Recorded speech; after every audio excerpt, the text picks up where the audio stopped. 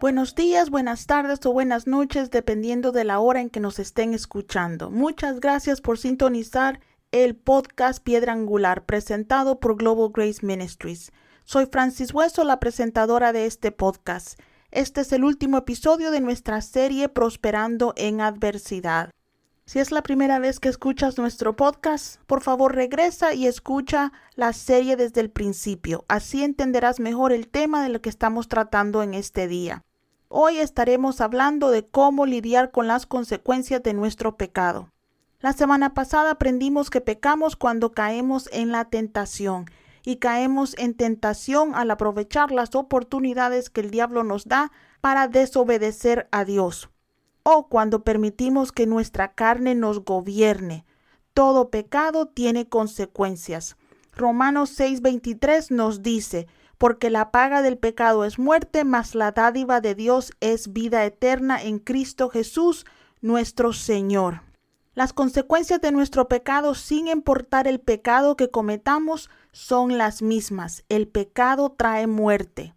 Ahora bien, algunos pecados producen una muerte más rápida que otros, pero todos ellos nos llevan hacia nuestra destrucción.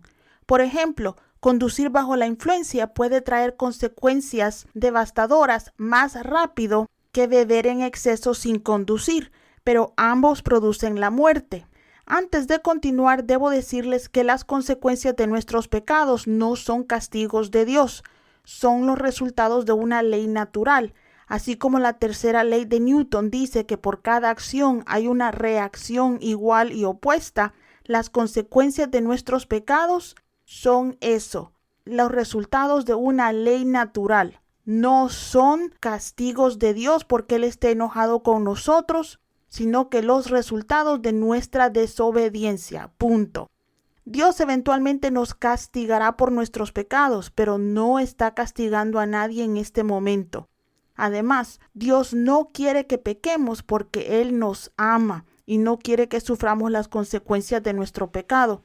Muchas personas piensan que Dios no quiere que pequemos porque es egoísta, aburrido, desamorado o simplemente no quiere que nos divertamos con todas sus reglas. Pero en realidad nada hay más lejos de la realidad. Dios nos ha enviado a este mundo para disfrutarlo, no para causarnos dolor. Así que por favor nunca pienses que las dificultades de tu vida se deben a que Dios está enojado contigo. Él te ama y Él nunca está enojado con nadie. Dicho esto y volviendo a nuestro tema, una de las adversidades que todos enfrentamos en este mundo son las consecuencias del pecado, ya sea de nuestro pecado o también de los pecados de los demás. Déjenme darles un ejemplo de lo que estoy hablando. Muchas personas, especialmente los jóvenes, piensan que son libres de vivir como quieran, porque después de todo están viviendo su vida y la de nadie más. Lamentablemente eso no es cierto, a menos que vivan en una isla solos. Todo lo que hacemos afecta a las demás personas. El fumador empedernido no solo se mata a sí mismo cuando fuma, él o ella también está matando a todos los que respiran el humo de sus cigarrillos. La persona enojada que pierde el control con su ira siempre lastima a otras personas. Acompáñenme a 2 de Samuel 11 y vamos a empezar con el versículo 2 que dice: Entonces sucedió una noche que David se levantó de su cama y caminó sobre el techo de la casa del rey. Y desde el techo vio a una mujer bañándose, y la mujer era hermosa de ver. Así que envió David y preguntó por la mujer, y alguien dijo: ¿No es esta Betsabé, hija de Eliam, la esposa de Urías, el heteo? Entonces David envió mensajeros y la tomó y ella vino a él. Y él se acostó con ella porque estaba limpia de su impureza. Y ella volvió a su casa. Y la mujer concibió, así que ella envió y se lo hizo saber a David y le dijo: estoy encinta. David vio a una hermosa mujer casada, tuvo relaciones sexuales con ella y ésta quedó embarazada. Tratando de cubrir su pecado, David mandó a llamar al esposo pensando que se iba a acostar con ella. Su esposo Urías era un hombre piadoso que se negó a acostarse con su esposa en consideración a sus compañeros, los soldados que estaban guerreando. Por lo tanto, David estaba en una situación difícil. Podía elegir entre apedrear o dejar que apedrearan a Betsabé y al bebé por cometer adulterio, confesar su pecado o matar a Urías. Sabemos que tristemente decidió matar a Urías. Urías fue asesinado en el campo de batalla. Este hombre inocente murió no por sus pecados, sino por los pecados de David. Lamentablemente, muchos de nosotros también hemos sido o seremos víctimas de los pecados de otras personas. Hace muchos años trabajé para un pastor que cometió un horrible pecado sexual. Perdió su ministerio por ese pecado, pero no fue el único que sufrió pérdida. Su ministerio contaba con decenas de misioneros en todo el mundo, cientos de estudiantes en una escuela bíblica, cientos de miembros en una iglesia y muchos empleados alrededor del mundo. Todos perdimos mucho. Algunos tuvieron que abandonar los países en donde trabajaban y perdieron sus empleos. Otros perdieron sus trabajos y su iglesia. Todos tuvimos que mudarnos y por lo tanto perdimos muchas relaciones cercanas. No hicimos nada malo, pero el pecado de un hombre afectó a miles de personas. Mi amigo, si vives más de unos pocos minutos en esta tierra, sufrirás las consecuencias del pecado de otra persona y tarde o temprano también las consecuencias de tu pecado. Por lo tanto, debemos saber cómo lidiar con ellas. Primero, tratemos con nuestras propias consecuencias. Si estás viviendo en problemas causados por tu propia necedad, lo único que puedes hacer es arrepentirte de tus pecados y dejar de pecar, especialmente si no eres el único que está sufriendo las consecuencias de tu pecado. Aquí siento necesidad de explicar lo que significa arrepentirse o arrepentimiento, porque la mayoría de personas no saben lo que significa arrepentirse. La mayoría de nosotros, cuando enfrentamos consecuencias de nuestro pecado, no nos arrepentimos. Puede ser que esas consecuencias no nos gusten o que incluso nos sintamos mal por causar dolor a otros, pero eso no es arrepentimiento. El arrepentimiento no es solo remordimiento. Sí, cuando te arrepientes, tienes remordimiento, pero el arrepentimiento también significa apartarse del mal y volverse hacia el bien o hacia Dios. Cuando nos arrepentimos, nos alejamos de todo lo que hicimos. El conductor ebrio que recibe una multa y sigue conduciendo ebrio no está arrepentido. La persona que ofendió a alguien una vez se disculpó y siguió ofendiendo no está arrepentida. Déjame darte un ejemplo del verdadero arrepentimiento. Conozco a un padre que una vez perdió los estribos con su hija y la golpeó hasta el punto de dejarle marcas en las piernas. Una vez que vio lo que había hecho, se sintió tan mal que pidió perdón a Dios y también a su hija y nunca más volvió a disciplinar a sus hijos de esa manera. Todavía los disciplinó, pero nunca lo hizo mientras estaba enojado. Se arrepintió de verdad. Además, un corazón arrepentido se adueña de las consecuencias de su pecado. No culpa a nadie más por ello. Cuando Adán pecó, tuvo miedo, pero no se arrepintió. Él no reconoció ese pecado, culpó a su esposa y también a Dios por eso. Eva, por el otro lado, culpó a la serpiente. Ambos sabían que estaban en problemas e intentaron salir de ellos, culpando a alguien más. Pero mis amigos, eso nunca funciona. Solo podemos cambiar lo que poseemos. Solo podemos alejarnos de un pecado que reclamamos como nuestro. Cada vez que tratamos de culpar a alguien más por nuestro pecado, no nos hemos arrepentido. Esa fue la diferencia entre Saúl y David. Esa fue también la razón por la cual Dios llamó a David un hombre conforme a su propio corazón. Cuando Saúl pecó contra Dios, culpó al pueblo cuando fue confrontado por Samuel. Pero cuando Dios confrontó a David por su pecado, David lo reconoció. Vámonos a 2 de Samuel, capítulo 12, y vamos a leer los versículos del 9 al 13. ¿Por qué despreciaste la palabra del Señor haciendo lo malo a sus ojos? Mataste a espada a Urías el Heteo y tomaste a su mujer como propia. Lo mataste con la espada de los amonitas. Ahora pues la espada nunca se apartará de tu casa, porque me despreciaste y tomaste para ti la mujer de Urías el Heteo.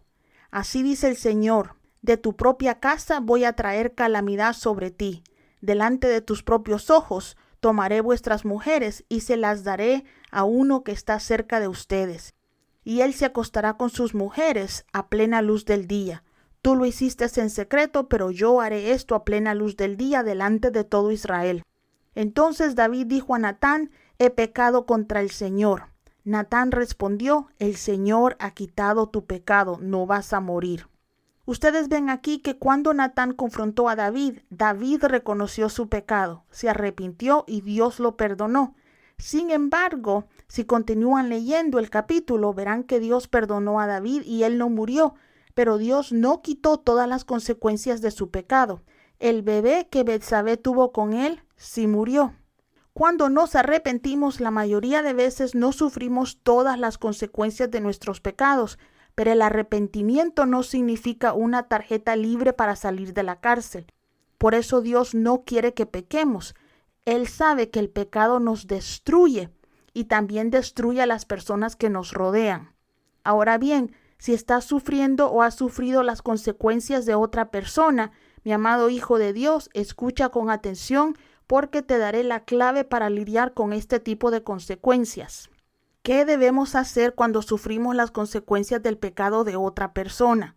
En mi caso, por ejemplo, cuando el pastor para el que trabajaba pecó, perdí mi trabajo. Tuve que mudarme de una ciudad a otra. Pero lo que más me dolió fue lo que hizo. Él hirió a tanta gente. Algunos de ellos dejaron no solo a la iglesia, sino también a Dios. Algunos de los estudiantes de la escuela bíblica nunca se graduaron y abandonaron el ministerio por completo. Yo estaba bien molesta y herida, pero sabía que no podía guardarle rencor. Eso solo me lastimaría a mí y no a él. Por lo tanto, lo perdoné y le pedí a Dios que me ayudara a sanar de esa herida. Fue duro.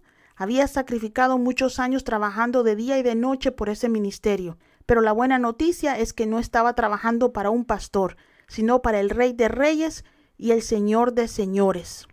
Dios sanó mi corazón roto y usó ese dolor para mi beneficio. Ese fue uno de los procesos de Dios en mi vida. Tengo un amigo cuyo pastor lo traicionó horriblemente. Había servido a su iglesia durante años, había dado mucho dinero para mantenerla y lamentablemente el pastor lo usó, abusó y lo traicionó.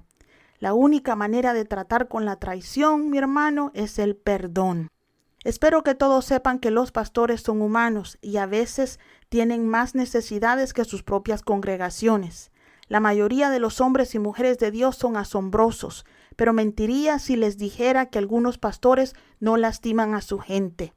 Si un pastor, un líder o un mentor te ha lastimado o si has sido víctima de los pecados de otras personas, mi hermano, no tienes ninguna otra opción para lidiar con eso que el perdón. Después de perdonar, te darás cuenta de que para los hijos de Dios todo funciona para nuestro bien, incluso las dificultades. Dios se glorifica a sí mismo en el tiempo de dolor. Verás que de alguna manera Dios logrará enseñarte grandes lecciones a través de esa situación. David cometió muchos errores a lo largo de su vida, pero ¿sabes qué errores nunca cometió? Los errores que cometió Saúl. Él aprendió de los errores de Saúl lo que no debería de hacer. No podía entender yo por qué Dios me permitió pasar por lo que pasé con mi antiguo pastor, pero debo decirles que aprendí mucho de eso. Todo ese dolor valió la pena. Aparte de eso, nada en Dios está perdido. Sí, el ministerio en el que trabajaba yo por muchos años ya no existe, pero muchos otros ministerios, incluso el mío, nacieron de eso. Las lecciones que todos sacamos de esa situación han bendecido a miles y el diablo perdió porque perdonamos. La mejor parte, hijo de Dios, es que si hemos sido víctimas del pecado de otros, podemos pedir restitución. A menos que perdamos la vida, Dios restaurará todo lo que perdimos como víctimas de los pecados de otras personas. Y si perdemos la vida debido a esos pecados, Dios en el cielo borra nuestro dolor y nos da alegría. Hijo de Dios, en este mundo vamos a enfrentar tribulaciones. El dolor es inevitable. El único lugar sin dolor es el cielo. Pero hasta que lleguemos ahí, debemos saber cómo lidiar con los problemas. La mejor estrategia para enfrentar las pruebas es aferrarnos de las promesas de Dios. Conquistamos los ataques del enemigo usando nuestra autoridad y el arsenal que Dios nos ha dado para hacer guerra espiritual. Pasamos por los procesos de Dios aferrándonos a su gracia y soportando esas temporadas en fe. Vencemos la tentación asegurándonos de que nuestro espíritu gobierne nuestra carne, huyendo de la tentación y agarrándonos de la mano de Dios. Y lidiamos con las consecuencias del pecado al reconocer nuestro pecado, aceptar las consecuencias y arrepentirnos. Finalmente, mi familia en Cristo, si somos víctimas de los pecados de otros, lidiemos con eso, con el perdón, aprendiendo de los errores de esas personas y confiando en Dios para que Él rectifique todo lo que hemos perdido. Espero que esta serie les haya dado herramientas para enfrentar sus adversidades. Recuerden que además de las herramientas de las que hablamos, nunca nosotros enfrentamos nada solos. Dios está con nosotros y si Dios está con nosotros, ¿quién contra nosotros? Si te hemos bendecido, califica y suscríbete a nuestro podcast. Además, si deseas apoyarnos financieramente, puedes hacerlo visitando nuestro sitio web, globalgraceministries.com. globalgraceministries.com. Muchas gracias, Dios me los bendiga y hasta pronto.